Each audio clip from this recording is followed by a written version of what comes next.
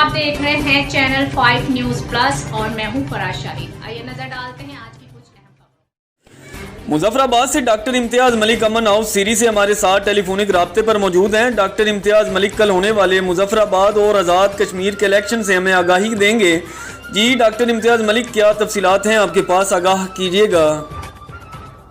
बिस्मिल्लाहिर्रहमानिर्रहीम। जी फैसल आफ्ताब साहब, आज मैंने अमन हाउस सीरी में डिस्ट्रिक्ट काउंसिल के उम्मीदवार इंजीनियर फराज हनीफ साहब के साथ आला सतह की मीटिंग हुई है, जिसमें जनाब इज़्ज़त माब राजा कमर साहब, जनाब मानी एताद मलक अब्दुल हमीद अवान साहब, जनाब मलक दाऊद अवान साहब, जनाब मलक अंसर महमूद एडवोकेट, मलक मुमताज़ अवान, जनाब मलक ताज हुसैन, मलक मकबूल अवान, राजा मोहम्मद शमीम खान और मलक जैद अवान और मलक खतीब अवान।